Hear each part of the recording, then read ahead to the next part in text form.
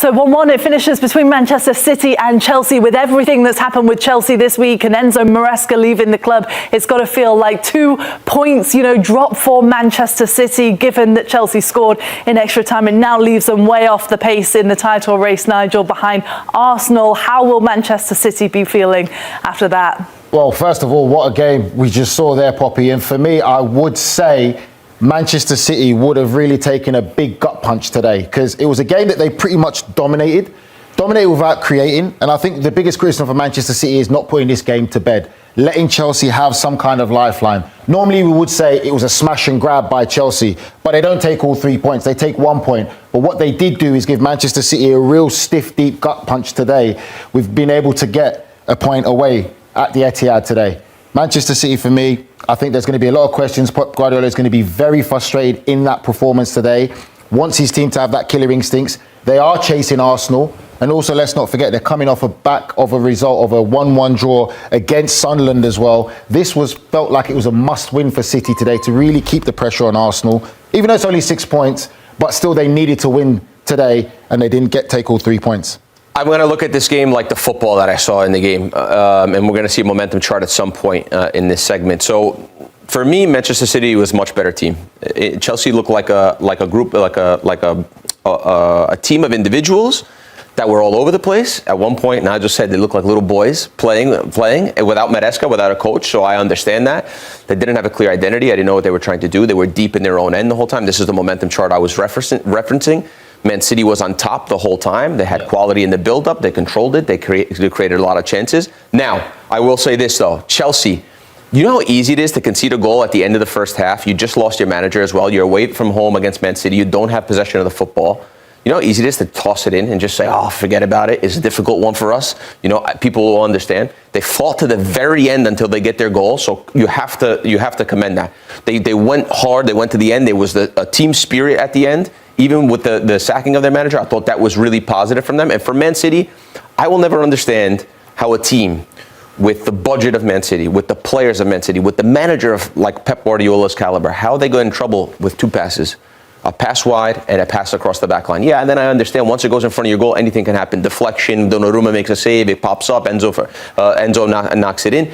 But they get in trouble with 2 passes in that sequence when they were in control for the entire game. So 1, they don't put the game away. They don't make their possession count. They don't finish off their chances. Yeah, obviously Haaland hit the post. But then 2, at that moment of the game, that late in the game, how you get in trouble with 2 passes, 2 very simple passes, is beyond me. It's something that Pep has to look at and has to change if they want to go for the Premier League. And just to jump on what Grell is saying there, this is why I feel Manchester City and Pep Guardiola feel it's a real opportunity missed. Chelsea have no Caicedo, who was suspended because of yellow card accumulation, no Sanchez in goal, no Cucurella as well, where it's a makeshift team with Reece James having to play in centre midfield. And at times, like you said, Chelsea went into like a 4-4-2, where you had Neto on the right and Esteval on the left, and then they even swapped over. They were compact, trying to make it difficult for Manchester City, and that's the frustrating part, where they couldn't create anything.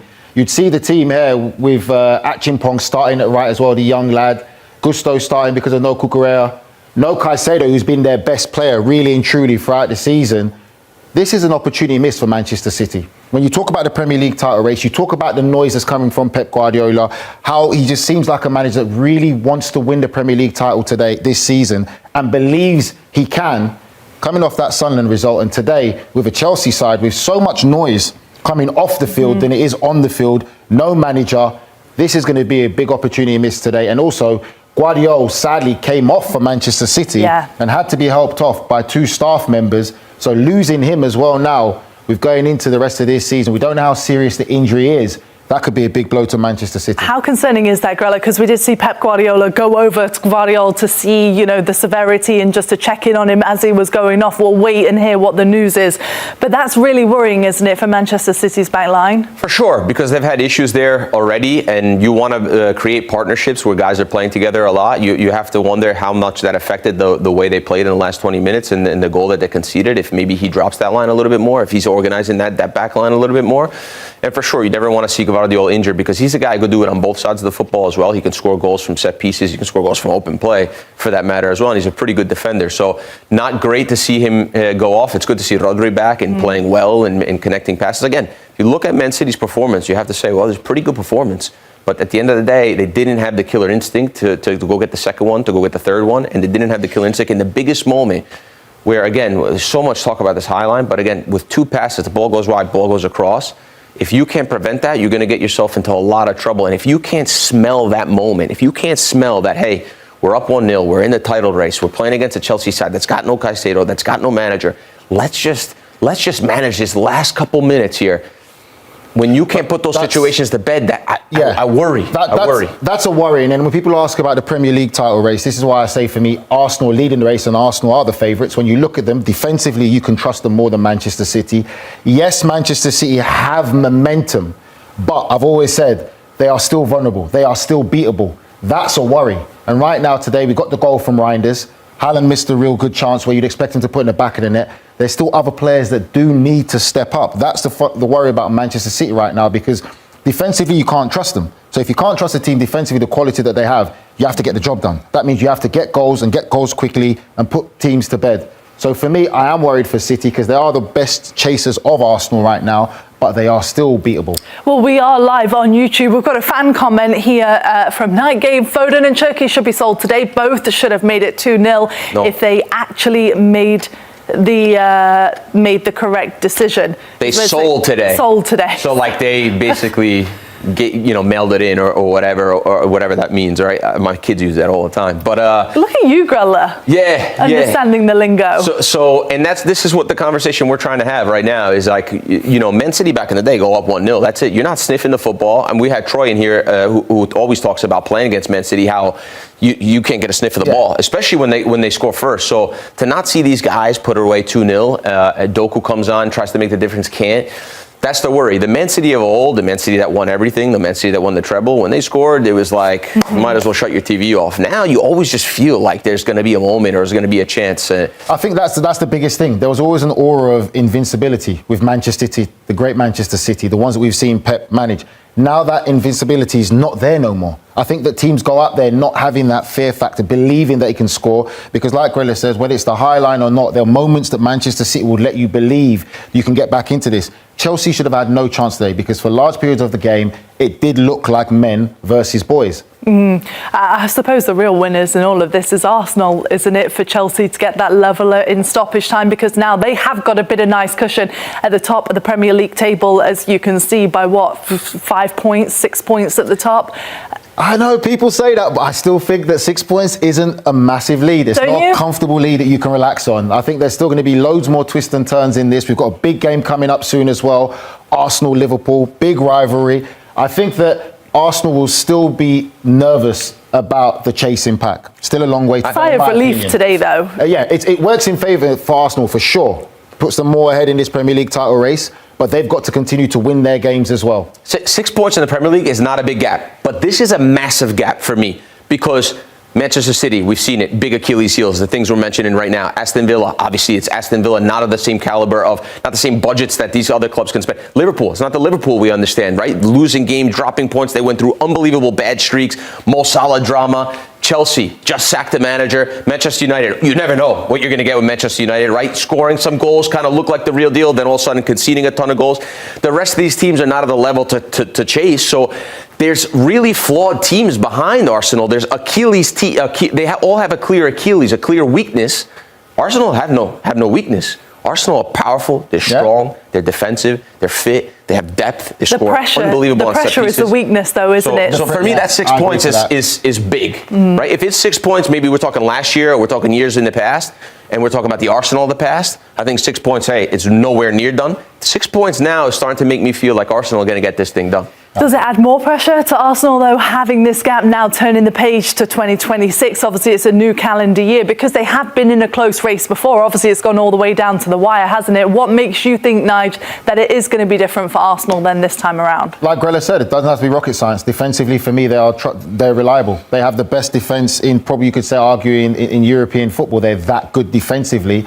And we always say as well, defence wins championships, defence wins Premier League titles. Right now, they're solid in that factor. They're starting to score goals. They've got strength in depth. Odegaard, Eze, Trossard, Madueke, Saka. They're scoring goals. They are scoring goals and they can grind out to get results. That's what they've done. And if they're not scoring from open play, there's no more dangerous team than Arsenal when it comes to set pieces. So I think that's why I'll give them the advantage. Chelsea obviously not in a bad position.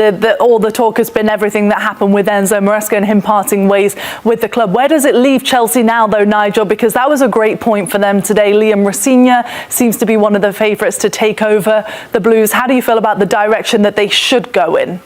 It's hard to answer that question right now, Poppy, because what people, for me, feel is they think of Chelsea of old, the foundation that Chelsea have built. What I want to say is people have to realise this isn't the Chelsea of old. We know what they've achieved in the past. This is a new management style, a new belief, a new blueprint in what they want to do, how they want to bring players in. And this is also a Chelsea really now in the multiple club ownership.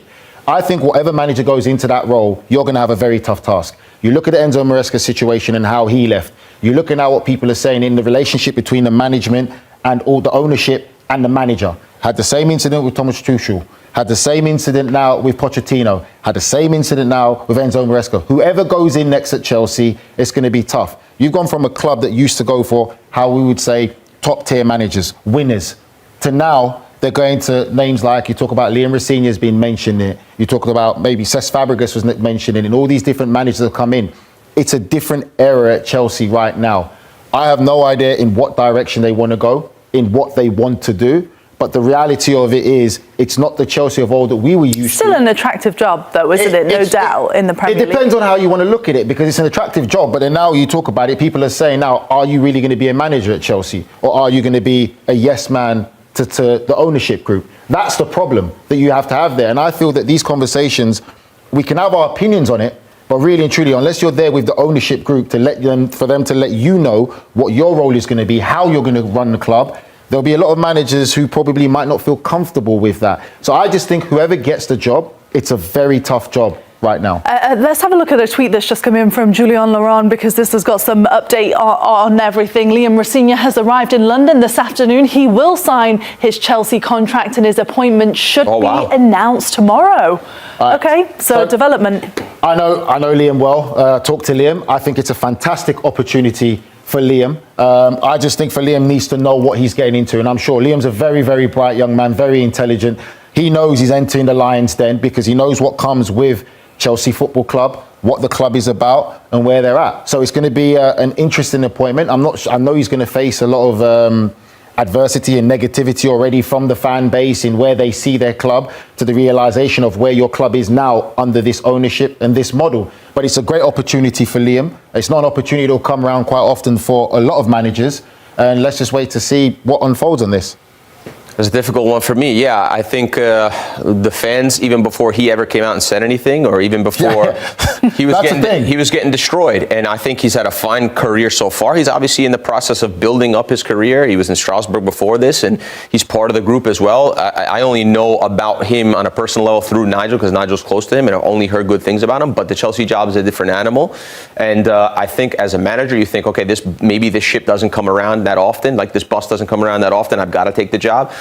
Personally, if I was a manager, I would not take the Chelsea job. Really? If you were Liam Rossigna, you wouldn't take it? Let me finish. Okay, go on. Yeah, you know, social here. Put it up, and that's it. We'd be in trouble. You see the check first of all. Well, I wouldn't take this job unless I had assurances. Unless I had assurances of the control I was able to have with some of the players I was able to bring in, the style of football I wanted to play, and also the length of contract, right? Because you know you're going to get burned at some point with Chelsea with this ownership. Tuchel got burned, Conte got burned. So many great managers have gone in and got burned by Chelsea ownership, right, in the past. So you know at some point, more than likely, you're going to get burned. So I would talk about length of contract and how much control I would have over the club. Because I think what he's done, he's a fine manager from what I understand, but this is a big job, right? And normally it requires a manager that's won things, that has experience, especially with big players. You're talking about players that are worth almost, whatever the budget is, they're worth, these are expensive players, right? So how do you crack that code, and how do you get these guys ticking over? We'll see. I'm really wishing him the best. I hope he does well. And again, I don't want to sound like a broken record. I know the Chelsea before Roman Abramovich. I know the Chelsea back in the day when Desai's used to come and Vialli and all those players before Chelsea really transformed to the monster they are right now. If anything, I could use a comparison. I would say this is very similar in a bit of Wilfried Nancy going to Celtic. You talk about clubs where you're going into, and you have to know you got to go in, you got to start winning. And you got to start winning straight away. And there's already going to be a group of the fan base that doesn't want you there because they don't believe you're a bigger name. But how do you know how good a manager can be or the potential has without being given an opportunity? So again, it's a different animal that they're dealing with, and he knows that he has to win and win instantly. And Grella makes a good point. Young players, lots of money, but Liam's a young manager. They could probably be able to relate more to him because of his age as well. And the young players have got the oldest player in their squad, I think, 28 years old. Yep. So you talk about a young team that still needs to be developed, needs to coach, because there's not one player in Chelsea right now that you can say is the finished article. They're all developing to become the next step or the finished article. I also think with Wilfred Nancy, right? Celtic fans and fans all over the world will say, he's not that caliber. He's not good enough for that job. It might be true. It might not be true.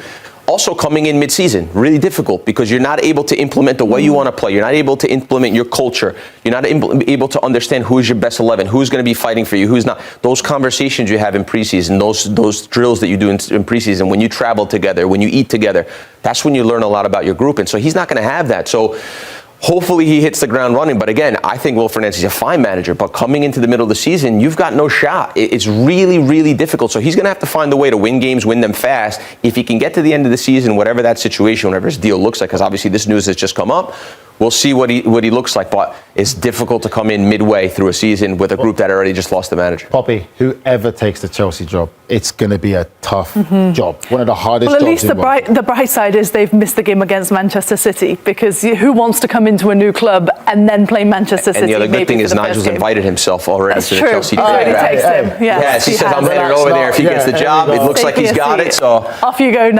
So all the games are done over the course of the weekend as we welcome you back in for Goal Zone presented by Toyota. We will bring you every goal from every game today. There were 6 of them in total. Robbie Mustoe, Tim Howard, alongside myself, Rebecca Lowe. At half-time, Robbie, you were not best pleased with that Chelsea team. Feeling better now? Yeah, and to be fair, they didn't unravel, which I thought they might. Maybe Reece James and a few others did get in amongst them. Second half was much better, as Graham said, much more on the front foot, trying to make things happen. But I tell you what, we just watched him for a minute. Callum McFarland made a big decision at half-time that changed the second half, or helped change it. Andre Santos on for Esteval. Santos plays alongside Reece James. We haven't got the painful watch of Enzo Fernandez trying to get back, Cole Palmer trying to get back to help out. Those two held it together, allowed those 2 players to go and press, and it was very different. For a rookie manager like that, to make that big call to bring off Esteval, you know, this superstar Brazilian winger, for a holding midfield player, defensive type, when you're behind, was well done, changed it. Fair play.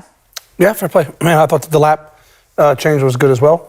He's someone who hasn't really sort of gotten up to speed yet with this Chelsea team, but he was good. He made a difference. He was a focal point for them, at least allowed them to get up the pitch, which we saw in the first half. Maybe the system changed, but João Pedro couldn't even get past midfield in the first half. So, yeah, good day for him. And Tim, from a points point of view, Chelsea sitting 5th now, 3 points behind the top 4. Yeah. We don't yet know who the next manager is going to be. The favourite seems to be Liam Rosenior from Strasbourg, who's going to come apparently at the early stages of next week. If and when he comes, he wants to come into a team that is not tanking. Totally. I mean, the fact that they're picking up points there, they just need to be in and around it, and then get a manager in and get settled again. Top 4 is the aim. It's never been win a title this year, so I mean, it's still salvageable. Manchester City, were they complacent? Yeah, Graham so got it spot on, I thought. Just let Chelsea back into the game. Whether it was first half to go and really punish Chelsea's kind of sloppiness and lethargy really in the first half, they didn't do that. And second half, when Chelsea started a little better, I'm then expecting City come on, let's get the football going again. They never did. And this is big stakes. That's a big gap now behind Arsenal. That was a really important game and a very winnable game, given the Chelsea situation and the way that the visitors were so lacklustre in the first half. So they'll have regrets about that, Pep and his team, because that should not have got away from them. Big time. I mean, the final ball in the second half was so lackluster. I mean, these are world-class players. I mean, they can put the ball on a dime. Right, and every time that final ball needed to get squared across, it got cut out. I mean, I can probably count 4 times in the second half where the ball that gets squared gets cut out. You're thinking, but that just needs to be a little bit more out in front. So it was lazy, it was lethargic. We saw that in the first half, though, as well. You expect City, with their football, to control the game. Get Chelsea running around, they're leading the match, but they didn't do that. Pep will be so angry because Pep demands that his teams really control the football with their possession, and their football recently has been really good. Today it wasn't. And fair play to Chelsea because they changed it and they were a little different, but still, wow, that was poor from City in the second half. In the second half, Tim, would Pep have sensed that Chelsea goal was coming? And if so, just from all of his experience, and if so, could he have done anything to stop it? No, because I think he made the changes. He trusts his front players. Doku came on; he was lively, but he trusts his front players to make the right decisions and make the key pass, and they just didn't do it today. It wasn't necessarily at the back where they were stretched, and they didn't get it done. As you said, the football that has been good wasn't crisp and clean today. Okay. Just Rebecca, quickly, they lost the defenders, didn't they? Both centre-backs came out of the game. You know, Rodri had to play longer, maybe minutes than he wanted to. And I think, quite honestly, they thought they had the game wrapped up. It was a late goal, but that's a painful one. Leandro Trossard proved to be the perfect antidote to Arsenal's attacking frustrations, following Mikel Arteta's candid remarks about Victor Gyökeres. Gyökeres may have struggled to truly impress since his summer arrival at Arsenal, but over the weekend, there was finally a glimpse of what he is capable of.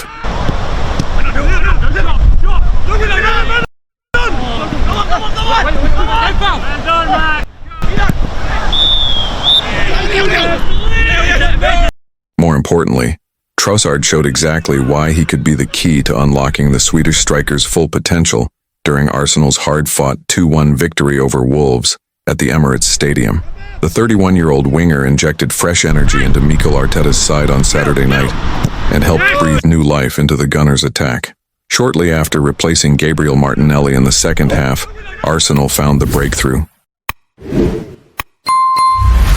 While Trossard did not directly contribute to either the opening goal or the dramatic stoppage time winner, his influence on the game was undeniable. Trossard took control of proceedings, dictating the tempo and pulling the strings down the left flank. Time and again, he dismantled Wolves' compact defensive setup, releasing Miles Lewis-Skelly into space, picking out Declan Rice on the edge of the box, and crucially, feeding Gyökeres with intelligent, well-timed passes. Operating as a creative hub, the Belgian showcased his playmaking qualities, delivering sharp, purposeful distribution. His introduction completely shifted the momentum of the match, and for the first time in weeks, Arsenal's $64 million striker briefly looked like a genuine threat. Before Trossard's arrival, Gyökeres endured a frustrating and ineffective outing in attack.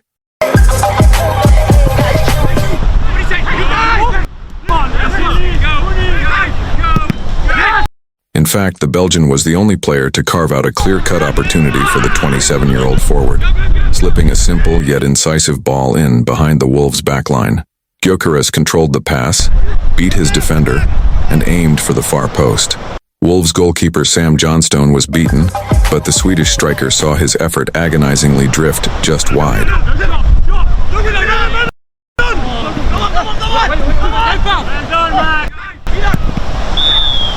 If Arteta truly wants to get the best out of Gyökeres, then granting Trossard a more prominent role in the starting 11th could be the solution. Speaking to TNT Sports after the win, the Arsenal manager openly addressed the challenges facing his marquee signing. It's a collaboration between the two, Arteta explained. He was in some really good positions, but the ball didn't arrive quickly enough, accurately enough, or with the precision a number 9 needs to score.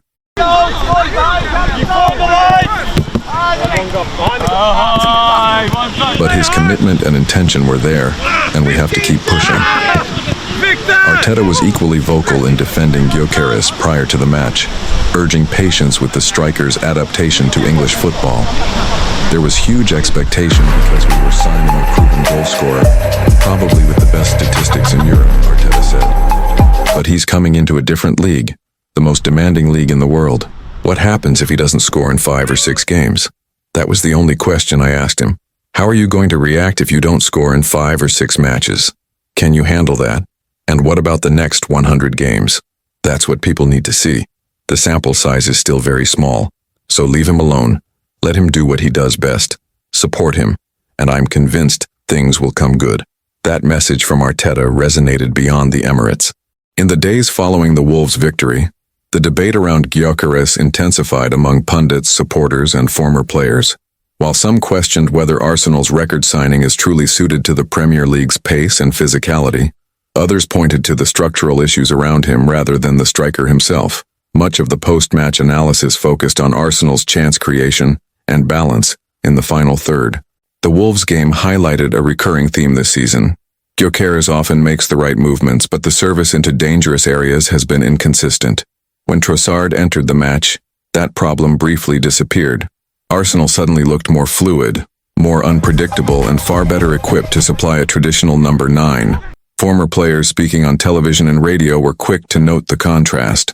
With Trossard drifting inside and linking play, Arsenal's attacking shape became more compact, allowing Gyökeres to stay higher up the pitch and occupy central defenders. That, in turn, created space for midfield runners like Rice and Ødegaard to arrive late in the box. It was a glimpse of an attacking formula that Arsenal have rarely sustained this season. The reaction from supporters has been equally divided. While frustration with Gyökeres' goal return remains, there is growing appreciation for his work rate, physical presence, and willingness to press from the front. Many fans now see Trossard as the missing connector, the player who can translate Gyökeres' movement into genuine scoring opportunities. Internally, Arteta faces an important decision. Persisting with a front line that isolates Gyökeres risks damaging the striker's confidence, especially with tougher fixtures on the horizon.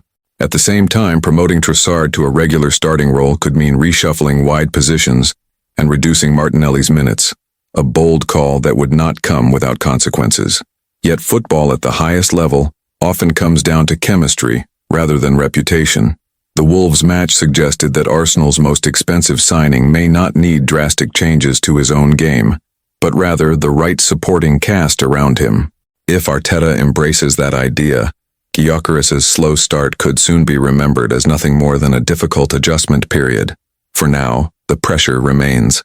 Goals will ultimately define Gyökeres' Arsenal career, and patience in North London is never unlimited. But with Trossard offering clarity, creativity, and calm in possession, Arsenal may finally have found the key to unlocking their striker and turning promise into consistent production.